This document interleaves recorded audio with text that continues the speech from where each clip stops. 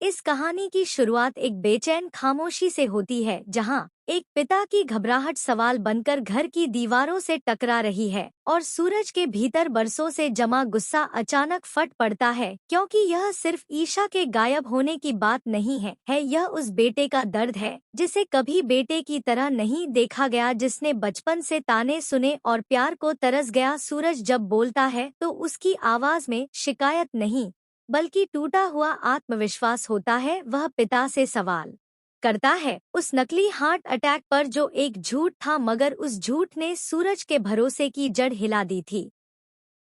पिता अपनी गलती मानता है, उसकी आवाज में पछतावा है। वह कहता है कि बदनामी के दाग धोने के लिए उसने यह नाटक किया और ईशा इस साजिश से अनजान थी। लेकिन सूरज के लिए अब हर शब्द शक बन चुका है, क्योंकि जिसने बचपन में उसे गले नहीं लगाया उस पर वह अब कैसे यकीन करे। और इसी बीच ईशा का फोन बंद है। घर में एक बच्ची रो रही है जिसकी मासूम चीखें माहौल को और भारी बना देती हैं। सब कहते हैं ईशा कभी यूं बिना बताए नहीं जाती, लेकिन सूरज के दिल में यह डर और गुस्सा आपस में लड़ रहे हैं कि कहीं यह सब फिर से कोई चाल तो नहीं।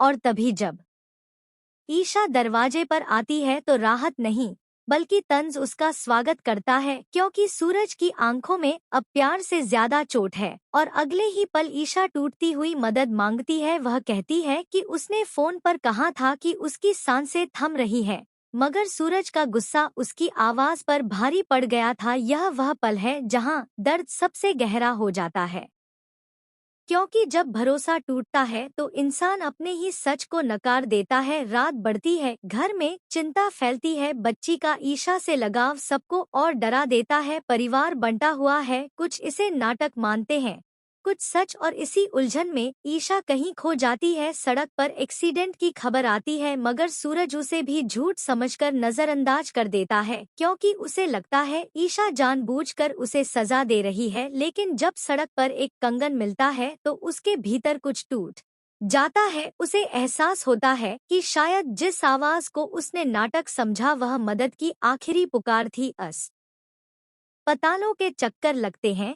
नाम नहीं मिलता, पहचान नहीं मिलती, और सूरज का दिल हर कदम पर और भारी होता जाता है। उसके भीतर की आवाजें लड़ती हैं, दिमाग कहता है धोखा, दिल कहता है खतरा, और इसी संघर्ष में वह खुद से हारने लगता है। आखिरकार टीवी पर खबर चलती है, एक अनजान औरत गंभीर हालत में है, पहचान नहीं मिली है। और इसी पल कहानी सांस रोक लेती है, क्योंकि सूरज अब समझ चुका है कि उसका अहंकार, उसका गुस्सा और उसका शक किसी की जान पर भारी पड़ सकता है। स्क्रीन पर ईशा आंखें खोलने के लिए जूझ रही है और कोई उसके कान में फुसफुसा रहा है, जैसे उससे कह रहा हो लड़ो, क्योंकि अभी बहुत कुछ अधूरा है। और यही कहानी रुक जाती है इस सवाल के साथ कि क्या सूरज वक्त पर सच स्वीकार कर पाएगा या उसका पछतावा हमेशा के लिए उसकी सजा बन जाएगा।